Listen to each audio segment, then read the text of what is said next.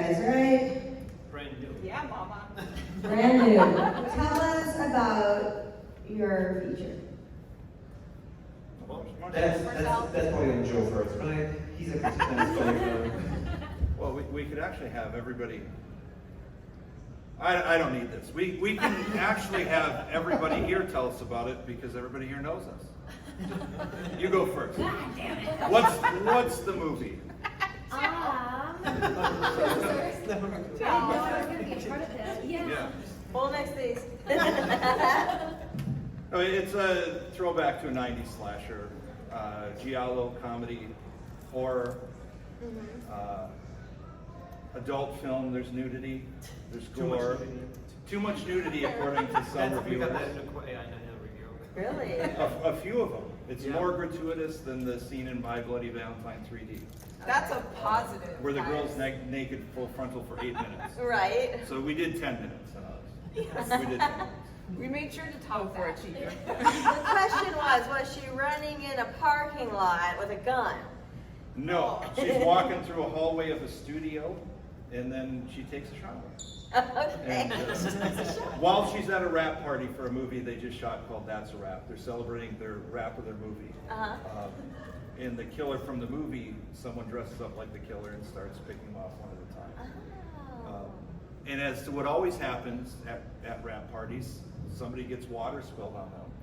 So the thing to do is to strip completely naked, wander the hallways, and then vigorously masturbate. Just to calm yourself down. It's a thing. It's a thing. It does help. I wrote it, and I'm assuming that's what women do, right? You get stressed and you relieve tension. Anyone else want to contribute to our storyline of this movie? I mean, I would say it's a super fun 90s slasher. Mhm. You know, it's gory, bloody, you know, lots of nudity. It's very but meta. it's very meta. There's a lot of subtext. Mhm. Our characters all go through a lot. We've all met these characters before numerous times in the film industry. And I think a lot of people can relate to this film as far as with the characters and kind of what we all go through in the independent film world. And because there's a lot of bullshit in the independent film world, as we all know, but there's a lot of bullshit in life, period. So it's just getting through it and, you know, just really rising above all of that and just making the best you can of the situation. For sure, for sure. So I should have done this to begin with, but let's go down the line. I want you to introduce yourselves and what your role is in this movie. I'm Joe Netter. I'm a writer, producer. I am Sarah French. I am producer and I also play Harper in the film. Okay. And I'm Marcel Walsh, and I directed the thing. I'm Brandon, I play Troy. I'm Gigi. Oh, I have a microphone. Use it, sister. You know what I might do with this. I'm Gigi. I play Amber in the movie, and I deep throat a curling iron. No microphone is safe. So how did you all get involved in this film, in this project? Well, that's actually our first movie from our own production company, Neo Noir. And when we started the whole process, it started in a hot tub with me and Joe. Yes. And True. As all good stories start, it's me Yeah. and Marcel in the hot tub. Yeah. And yeah, after that we started casting, and we wanted always to make a movie with Gigi, and we found that guy here. And Yeah. have that guy. How'd that guy get involved? Audition. Audition? Yeah. Just found it and you're like, okay, I'll be that guy. Yeah, I'll be that guy. Literally that guy. That guy. That guy. And he's that guy. Amazing. What did they refer to your character as? Oh, Twink Bottom Troy. Twink Bottom Troy. I'm that. Yeah. Yeah, so we started our production company last year. Marcel, Joe, and I worked together on a film called Blind. That's where we all kind of really just got each other. We worked so well together. And then from then, we made Pretty Boy, which is the sequel to Blind, which we're hoping will be coming out later this year through Lionsgate. And we're very excited about that one as well. Blind you can find on most streaming services as well. But we just really wanted to kind of do our own thing and create our own thing because you know, in the independent world, like I said, you deal with a lot of bullshit. You deal with a lot of people that say they can do things, but they never follow through. And we did most of the work in Blind and Pretty Boy. We learned a lot. And we're like, you know what? We're going to do our own thing. Yeah. So we did. We created our own production company called Neon War, which is in, you know, yeah, anyway. But we're very excited, and this film, you know, these guys came up with it in the hot tub, and that's a true story. She was in the hot tub too. I was. And And then- so was Jed Rowan, who plays Pretty Boy, who is also the photographer in That's a Wrap. We kind of just... It was Jed's birthday, so we were doing a hot tub thing with Jed, and Jed got out, and Sarah got out, so it was just then me and Marcel, and I turned to him and said, listen, I have an idea I think we could shoot at a studio that we had access to. Because the biggest thing I always tell everybody when it comes to indie film is try to write for location. Find a location you have and write for it. Because at least you get to control what you're doing. Yeah. And you know, for us, we want to make the best movie possible. We want it to look good. We want it to sound good. And we also want to have a shoot that's non-dramatic. We want to work with talented people that are not ego-driven and you know, understand that it's fucking silly that we get to do what we get to do. It doesn't really make sense. But we're lucky that we get to do it. So we want our sets to be fun and professional. And I put up with her mainly. I'm a lot to deal with. She's a lot to deal with. He's also a lot to deal with, too. Let me just put that I'm out not there. that hard. But Marcel's very talented. He's got an eye. He likes. And you quite a know, credit, and quite a credit list. Like you've done a lot. Well, not everything's good, but I would say over the last years now, it's I think I found my style. I found my way, what I want to do, and I'm happy where what we're doing now. Yeah. Well, like I say with any, you know, road to progression, it's a ladder. Yeah. And it's a ladder that you just got to keep climbing. Because you never want to go backwards. You always want to just do the best you can with each film, and, you know, you just keep moving forward. Always. For sure. And we were lucky enough to get to work with these two, and we've worked with them on another movie since. Do you want to share anything about that or not yet? About what? Garden of Eden. No, we can talk about it. Garden of Eden is very different to That's a Wrap. Yeah. Very, very different. Okay. Style and also the tone of the movie. It is very serious. I think there's not even one happy moment in the movie. No, dear. there's no happy moments, No. but there are double the dicks. We have double the dicks in That's Garden of true. Eden. And it's very controversial. So, Oh. yeah. It will be very controversial. Yeah. Well, that will be the second film from our production company. Yeah. And that's the thing, like, we just want to bring new, different ideas, something new with each film we do. We don't want to ever do the same thing over and over and over again. We want to just kind of showcase different perspectives, different things, and just keep people entertained. You know, that's our goal. Entertainment is, you know, a very important thing in this world, and we want to just do something different and unique, and, you know, bring a smile or a frown to somebody's face. And even those two are in Garden of Eden. So Yes. do you want to say anything about your part or? Well, you know, one thing I will say is that I appreciate that you guys like to do. Each film is very different, and that's really nice for an actress or an actor because it's really easy to get typecast.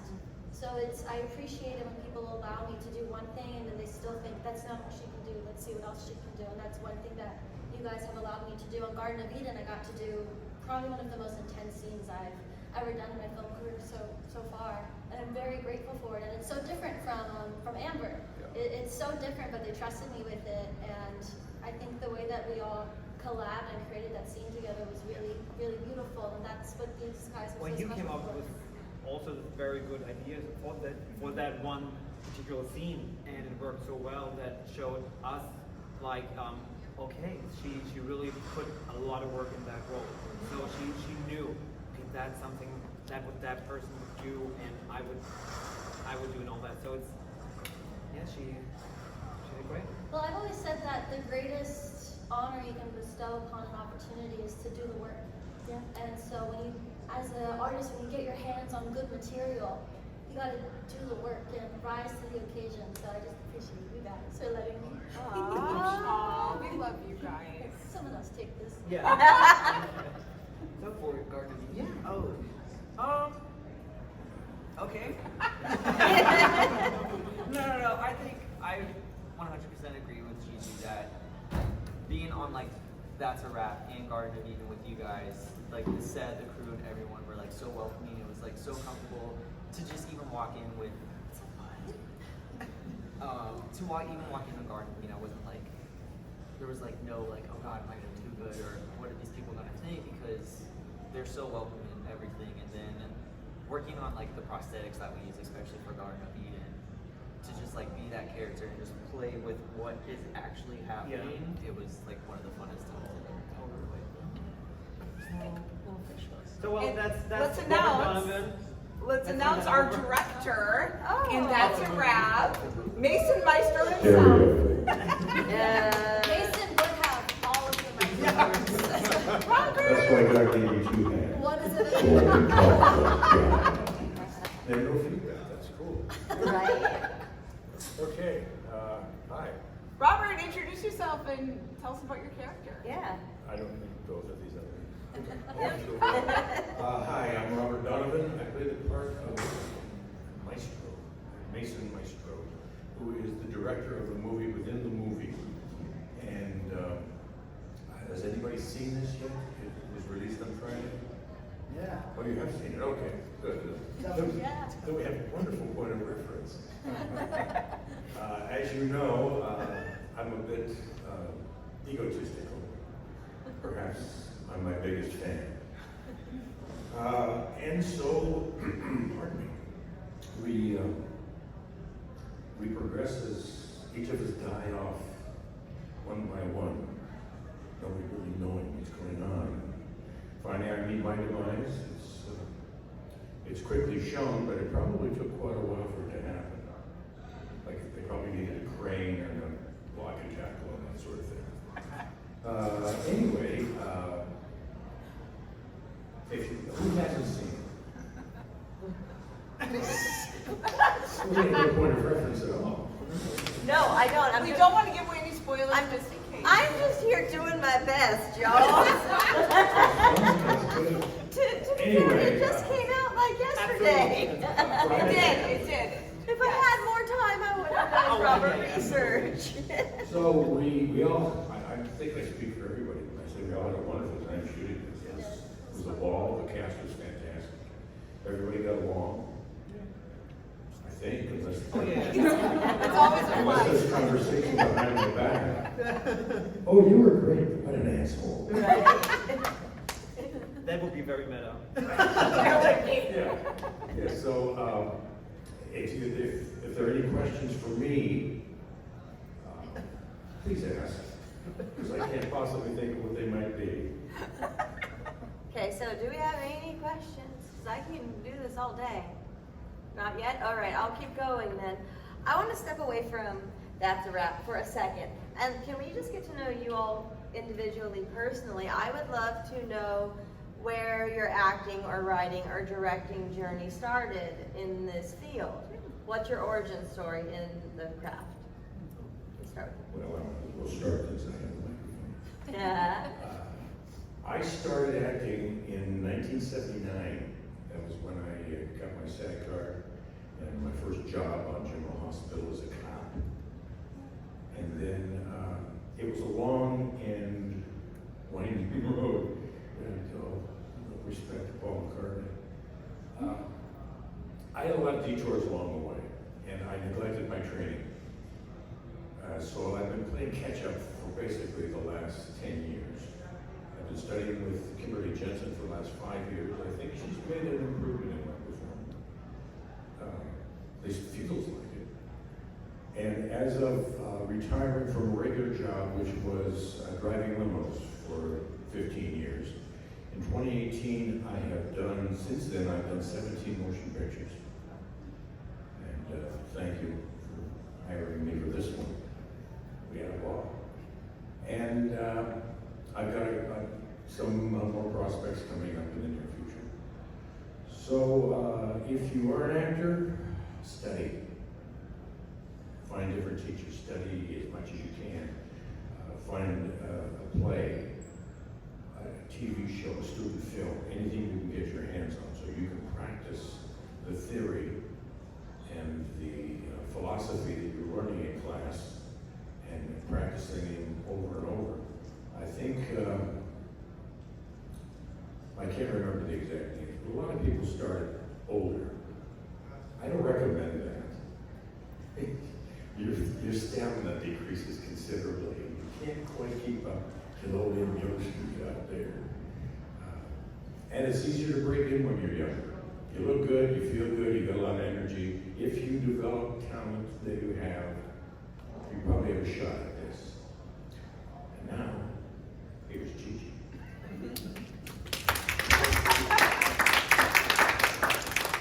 Okay, so the question was like how we got involved in show business? Yes. In your respective fields, you all do little different things. Yeah, let's see. I guess I was sort of born into it. My first professional acting job was a Chuck E. Cheese commercial. Yeah, I did Chuck E. Cheese commercials and a bunch of things like that. And my older brother and I did a whole lot. My older brother was in a movie with Kevin Bacon called Bomb the System, never came out, Blue's Clues. We both did a ton. But my parents got divorced, and so my mom wasn't able to drive us to auditions and devote being a showman to us. So that stopped, and I guess as a child, I never made the conscious choice to I want to be an actress. So I kind of like that I fell out of it because I had to make the conscious choice to come back.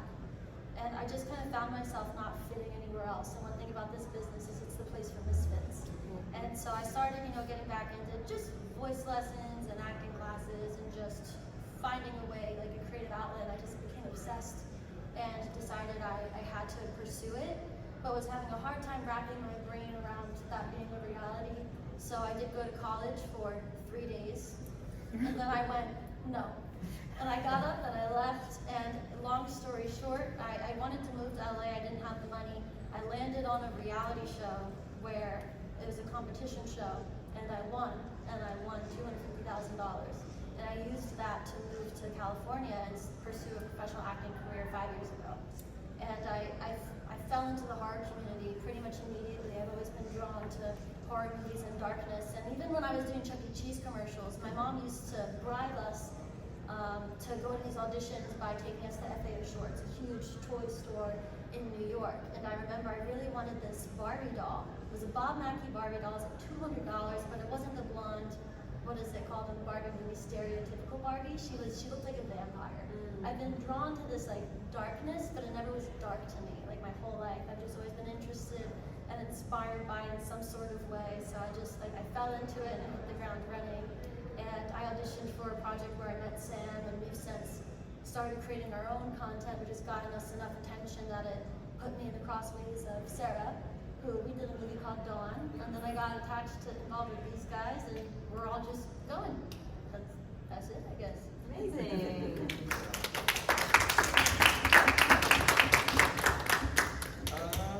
I guess mine started when I'm in high school. I did theater, and I loved it. And then my grandma was a salonist, and she did someone's hair, an agency, and they were like, oh, and she showed a video of my theater.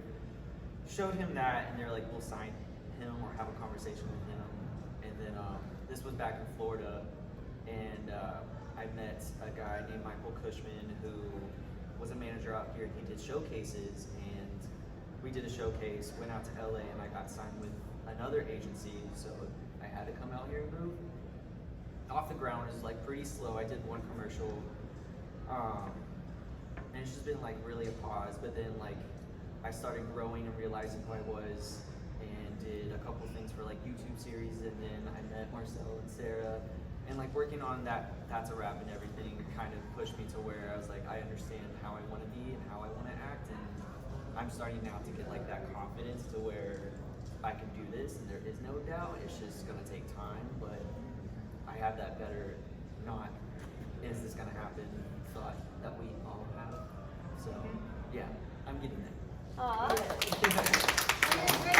And You're awesome. Awesome. Thank you. I'll just keep on.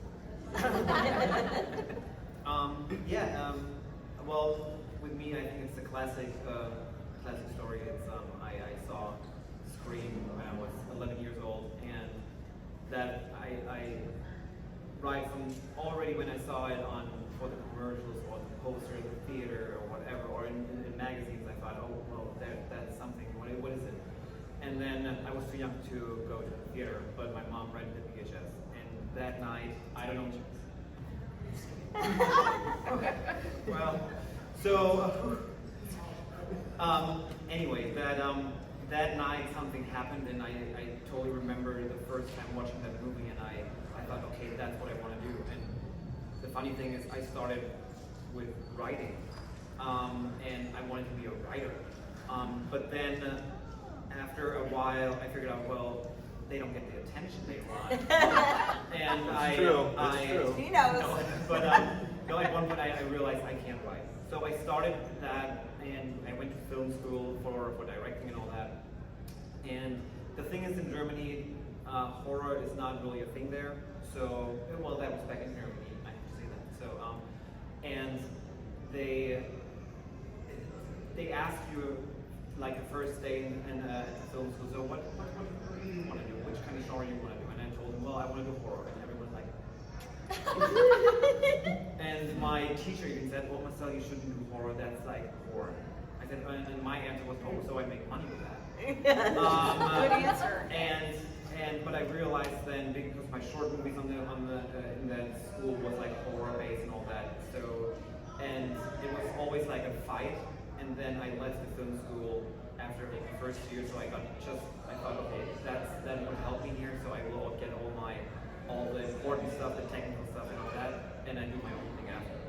So after that, my grandma gave me money to make my first movie and all that, so that started that, and then I got more attention here and there, a little more, and then I made a really brutal movie back in Germany in 2009, and I got more attention, and I got more people to invest in my movies. And at one point, I was able to direct the remake of Blackface. But then that was kind of but that was also for me in Germany. I was on a level, and I couldn't go higher. Big So, lateral so moves, I right. felt like I'm stuck there. And of course, it's for every filmmaker kind of a dream to go to LA or to whatever. And I figured it out and moved to LA and started from the beginning, kind of. So I made, again, $20,000 movies. But then I met those two guys, and we got the chance to make Blind. That was our first movie we did together, and it is what it is, but it's a special movie for us, kind of, because we came up with that idea, and 5 weeks later we wrapped the movie. So Joe wrote a wonderful script around my house, what I had that time, and Sarah was great in it, and we got some attention from the festivals and all that. We got deals with Trick or Treat Studios, Mask, and all that kind of shit. So that was really good, and we got a sequel out of it, which comes out in probably soon with Lionsgate. But we also realized at that point, okay, we have to change something because we did all the work, and there's like nobody really helps you. You're by your own. And that's the hardest part, I think, for independent filmmakers, and they have to find the people they can trust and the people they want to work with, and avoid people, the poison. So that's what we did, and then we started Neo Noir, and from now on we got wonderful people all around, and we want to stick with those people because we know we can trust them, and they bring something. They appreciate art like we do. I think that's the best thing to say, and that's the people we want. Yes. I know. So it sounds to me like your experience in Germany when you were starting and their reaction to you saying you wanted to do horror was kind of like what we're hearing horror was like in America in the 70s. Oh, 100%, yeah. Several decades behind on that. Now, like the last 2 years, it's getting a little bit better in Germany. So they Just start the last 2 years. Yeah. Wow. So they start, bigger studios start producing like horror movies. Like there's one movie, Big Red Sky, that got produced from Netflix, which is a vampire movie. That got good reactions all over the world. So now they think, oh shit, we can make money with that. So and to to be honest, look at the box office. There's every single week like a number one hit horror there. There's always something in the top 5 which is a horror movie. Yeah. And best example is Terrifier, Independent. Yeah. That movie blew up. It's wonderful what they created, and I think this movie helps the independent world no matter what, because even if they just opened doors Yes. and made it work for the mainstream. Yeah. Well, I'm gonna make this quick because we don't have much time. But I did my very first film in 2006. It was called Pajama Party Massacre. It was a short film, and I did it because of my love for horror films. I've been a huge horror fan since I was about 5 years old, and I've always wanted to be that girl screaming, running through the woods, half naked, bloody, battered, and now it's happened numerous times since then.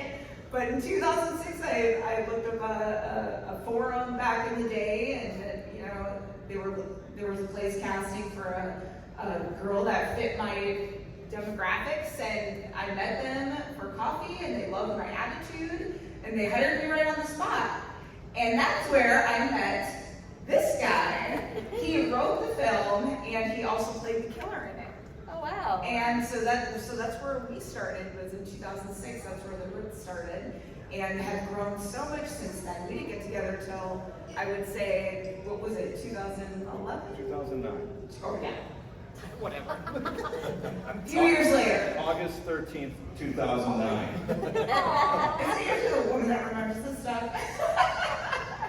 And then basically it's all history after that. Yeah. That was the quick answer to that. I know. I was lucky that I grew up with a single mom, and I know that sounds weird, but it meant I got to spend a lot of time with my grandma and my uncle, who were both horror fans, and they let me from the age of 3 watch whatever I wanted. And then I grew up reading Stephen King. Like I read it when it came out in '85. I was 9 years old. When I was 10, I had a creative writing class in school. I think I was in 4th grade, and we could write about whatever we wanted. And I wrote a story about being in a plane crash with my family and my parents dying in it.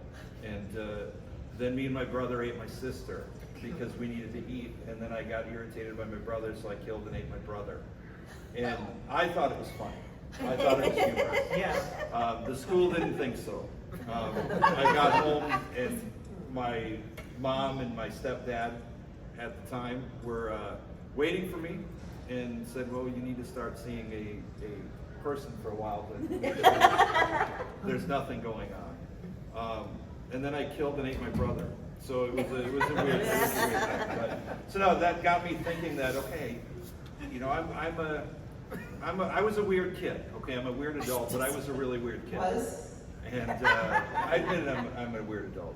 So, but what it did is it showed me an impact you can have with words. All these people thought all this stuff, which I wasn't really thinking about killing my family. I wasn't. It wasn't a thing. But so from then I actually started in fiction. I wrote a lot of books. My first book had an introduction by Sid Haig, who kind of took me under his wing, and we did a lot of shows together and traveled around. And then I realized that fiction writers don't make any money. So I branched off into doing the film stuff. That's where I obviously met her. The movie was Pajama Party Massacre. I didn't write it, I rewrote it. Oh, Because that's right. we had a table read, and I realized this can't be a serious movie. It needs to feel like, it's bad on purpose, because it's going to be bad. I knew right away it was going to be bad. So she fell in love with me right away. It took me a couple of years to decide. Well, it was crazy because I've We always got along right away. I've always dated attractive women, and I thought it's time to give personality a shot. So And this is why you're right. we're just lucky to listen. I think all of us up here are the same. We're just lucky we get to do this, and it's fun being around people that like the same stuff. Because I grew up in a small town, and horror wasn't a thing. So I was kind of always ostracized. So it's nice to find people that can laugh at talking about eating your family. Absolutely, thank you. Great answer. Okay, So, I have a podcast called the Dolls of Horror Podcast, response to Fridays of the Dead, where we are here right now. And when we cover a movie, we have some topics that we always like to hit. One of those topics is always fashion moments. Do you guys have a favorite fashion moment from That's a Wrap? Doesn't have to be your own. Marcel, answer that for all of us. Yes. I do also like on most of the movies the wardrobe, and wardrobe is very important. And It is. it is very important. That's a character. Well, that makes a character as well. Yes. So I mean I like all the stuff from the movie, but I would say my favorite is Monique Parent's dress. Yeah, some people might don't like it, but I think it's wonderful. But it's that dress not only helps not helping the character, it shows her character without saying anything through the whole movie, and that's what I think that is important for wardrobe in the movie. So you should see, okay, that's what the character might be is for, and who the fuck wants to put people in ugly shit? You know, that's another thing. boring, Yeah, yeah. boring. So they should look good, and that's all I can say. That's all. Does anyone else want to contribute to that? Well, there was a turtleneck in the movie too, somebody wearing a turtleneck. Yeah, I was wrong with that. No, I'm saying, let him talk about his choice. Cover it up to Hickeys and Sarah.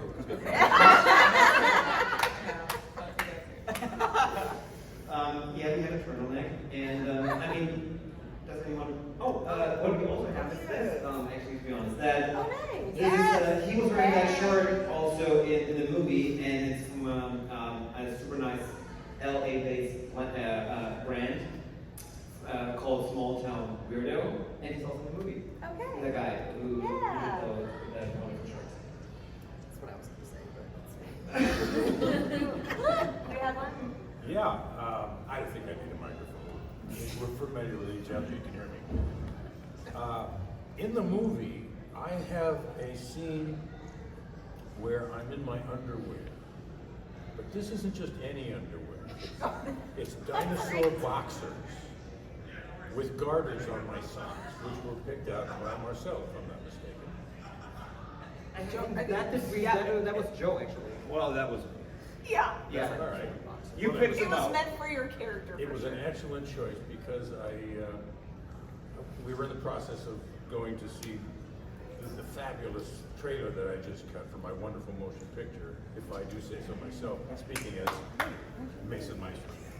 And it fits so well. And with the garters and the impact that it made in relation to the gown that Monique was wearing, it was quite a contrast. And I think it was a definite example of how much fun we had on this thing. Yeah. I can't wait to watch it just to watch for that. Here's my question: where are those boxers, by the way? I Joe? turned them back into the wardrobe. Yeah, they're in my place now. Marcel's wearing it right I now. would have liked to have kept them, but they're not mine. I will do it again. I keep everything I can. You kept everything. Thank you, Marcel. No problem. My garden shoes. You'll see. You or anyone else want to contribute? Well, we have one. We have a new member. I just looking at it. Hi. Hello. What's your name and what did you play in the film or do Yes. in the film? My name is Steve Owens, and I played, I want to say Smokey, because that's how I remember the character, because he smokes them. Yes. That's close. Stoney. Stony. See, Yeah. Smokey, Stony. It is very It's close. similar. Smokey was your last name. It was Stoney. Stony Smokey. That one was a lot of fun. He was a stoner. He smoked a lot. He got to smoke. I got to play. I got to have fun. And this is a fantastic cast, and the producers were great. So this was a lot of fun. Yeah. So the question was, on our podcast when we review a movie, we always pick a fashion moment. Is there a fashion moment in this film that really stuck out to you? Could be yours or anyone else's. I loved everything they put me in. I kept all of it. Including the accessories and the socks, the whole thing. I've been doing a lot of squats in the gym, so I recently grew out of my overalls. But everything else I'm still able to wear. That's great. That's awesome. And the gowns, the gowns. Monique's gown. Oh my Yes. gosh. Yes. Right? So we were Yes. just talking about Yes. that. See? I mean, her gown was amazing. I mean, when it comes to wardrobe, it's very important what you're wearing because that's a character too. And, you know, it helps you create the character and become the character when you're wearing something, you know, wardrobe. I mean, it's such an important thing. And I loved what I was wearing. It felt very much like my character. And it was easy to move in, which is great. Comfortable, all that good stuff. So She was just happy that we let her wear wardrobe. Usually I'm not wearing anything. You're like, woo!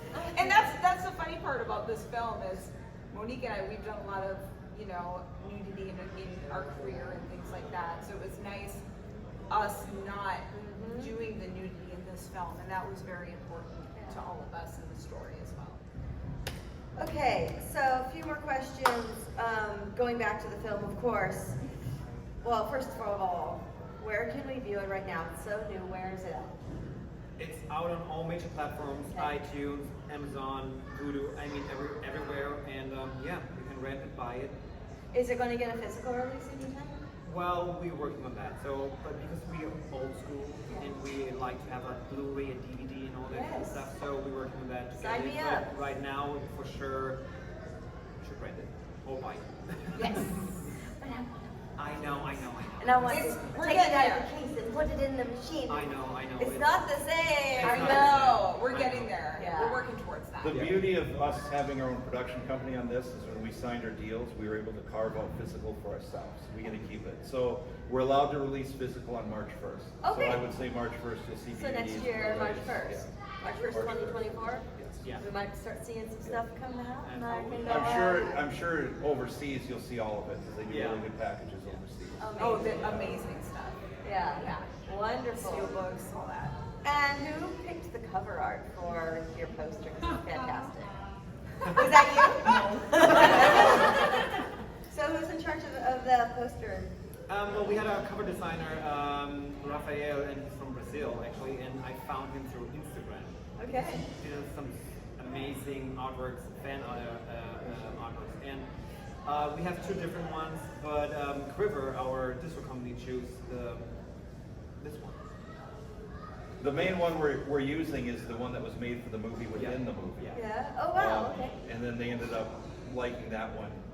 We live in a time where everything's about your digital imprint and the streaming, so they want to see thumbnails. So they want a central image you can see on your phone or across the room, and that was the poster we put together very quick.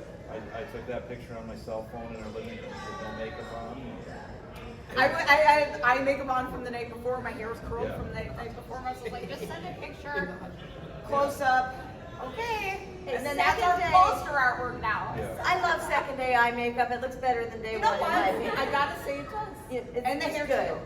Oh, The hair's well, curled the night before. The hair. That doesn't work for me. Mine, You know, mine the looks like vol- a lion. Dude, first the thing in volume morning. on that, if you have fine hair like me, the volume Yeah.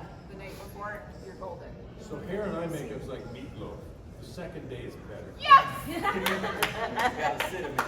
Guys, for curly-headed people, second day hair is really not good at all. At least you have hair. you got plenty down here to make up for Yeah, it. exactly. No, I wake up and it's like this. The bangs too, like straight up, and I'm like, ooh. Okay, let's figure it out. So we talked about the poster. We talked about the physical release. What is the most challenging part about filming or creating this movie for each of you? I would definitely say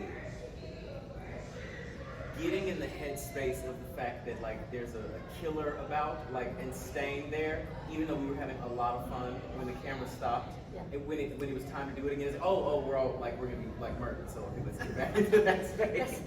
Let's get prepared for it to be murdered. Yeah, yes, that was a little bit challenging.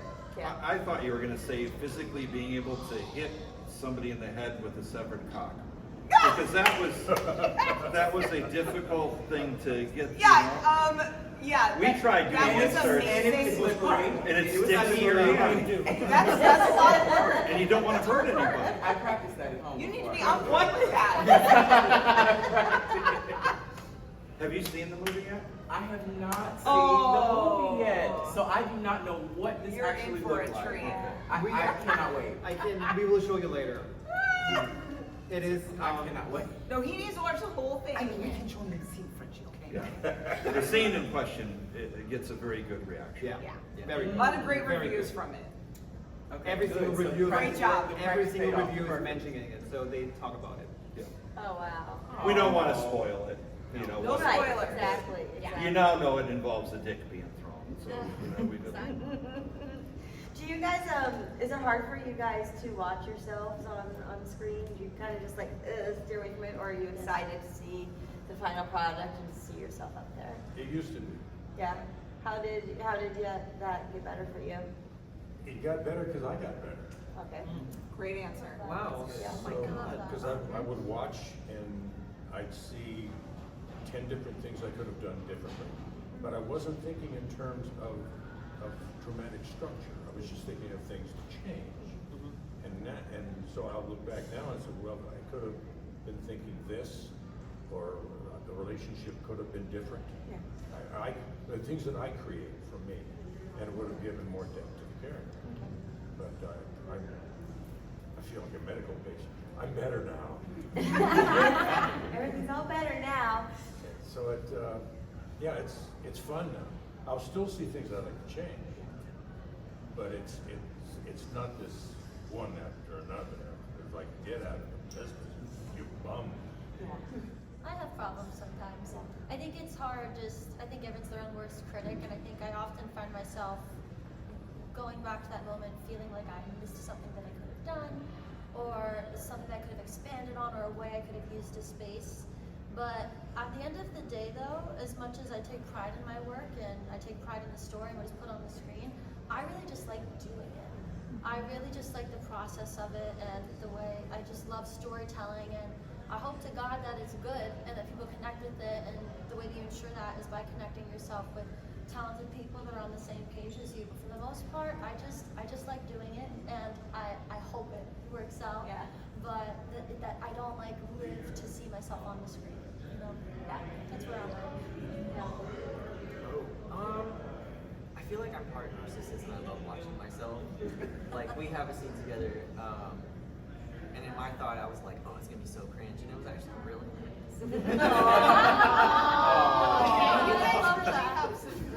But yeah, I think that's awesome. It's just like the confidence, just be like, oh, you fucked up there, but you're doing it. Yeah. Yeah. So yeah, it's in between. Yeah. There's some stuff where you're just like, no.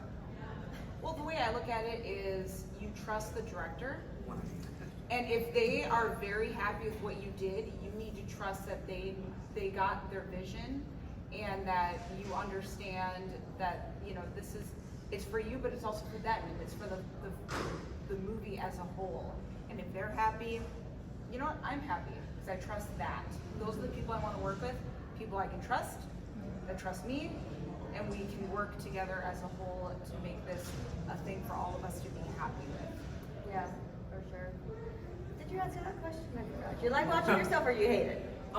It's a little bit of both, because a little bit like you just said, you know, sometimes you see things and you're like, oh, I wish I had done that differently. But then it's also kind of fun because I also feel like I'm watching not myself. It feels like I'm watching someone else do the thing that just happens to look like me and sound like me. Like, use the character. Yeah, like it's like watching someone else, which I think means that I did a good job when that moment happens. Awesome. Well, let's go back to the original question before I just went off the rails. Most challenging part about filming or creating this project?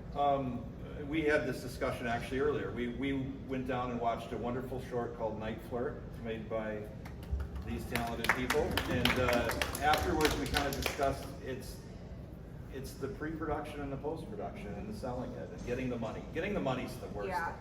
It's a pain in the ass. We live in a time where the money's not there like it used to be, and we want our investors to make their money back. A lot of people don't care. They'll lie and say you're going to make millions. You're not going to make millions investing in independent film. It just doesn't happen. But we want to do whatever we can for them to get their money back. So our whole thing is always let's control the money the best we can. And it's challenging to put a movie together, have everything line up. The shooting it, as Marcel nicely said earlier, is the easy part. You just got to get it in the can. But then everything, the deliverables, the nightmare of the reviews coming out that'll say it's the best movie ever made, and the next one says it's the worst piece of shit I've ever seen. And the truth is kind of a little bit of both. You gotta look at it that way. And you know, you never know what they're gonna pick on. I mean, Marcel's brought up the dress, Monique's dress, because we had a review saying that was terrible.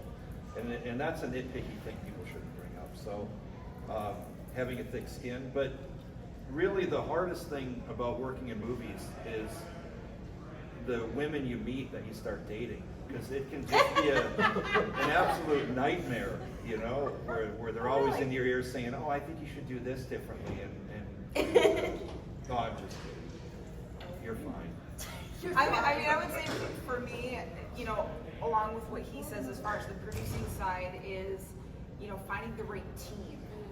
That is one of the most important things in filmmaking, period, is finding the right team, the right people to work with, people that have, you know, a beautiful vision, that are willing to follow through and go, you know, jump all these hurdles with you, because it's one of the toughest things to do is make a film. So if you find the right team, people that have the same goals, the same visions, the same, you know, energy as you do, you know, it's a really wonderful thing. Yeah. Well, I would agree with all of what Joe and Sarah said. So I want to bring something else up. Maybe the thing is, when you work on independent movies, I would say the most challenging thing is time, because we don't have the money for more time. That means you can't bring maybe the vision you really have on screen, but you do your best to do what you can do for that kind of money. The audience won't see that because they don't care how much money you have. They want to be entertained by the movie they bought, and I totally understand.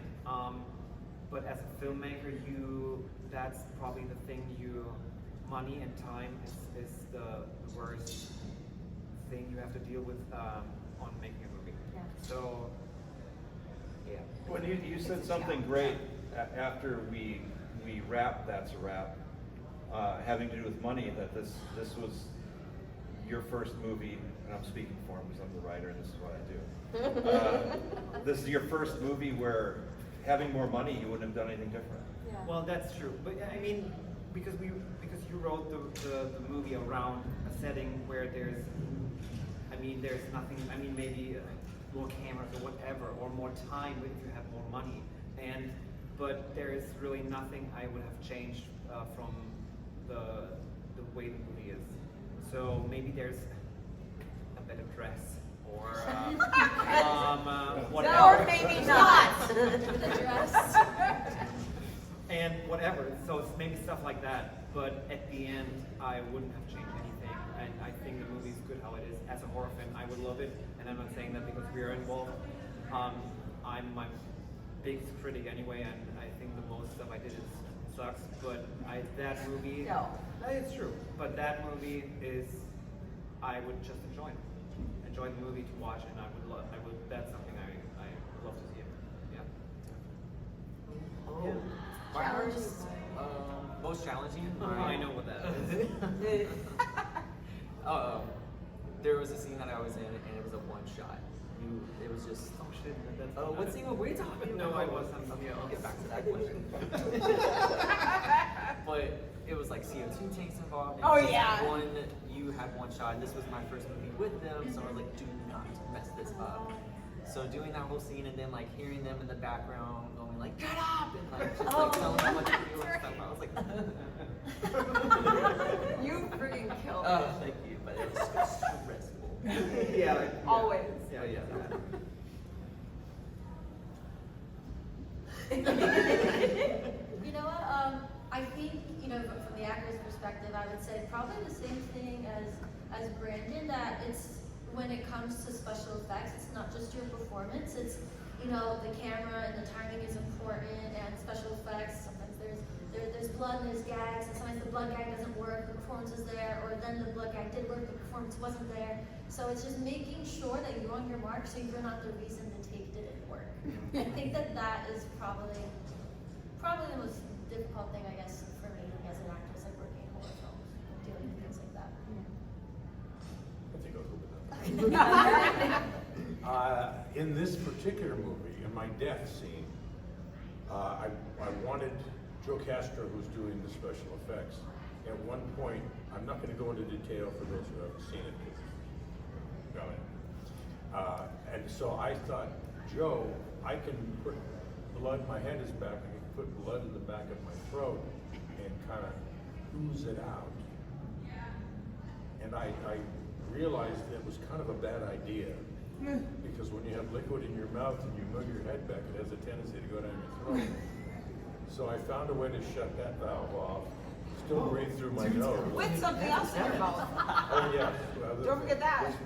Let's not ruin it for those who haven't seen it. Anyway, all of that work, and that was a challenge, not to blow blood all over the ceiling. I think that was my biggest challenge in this movie.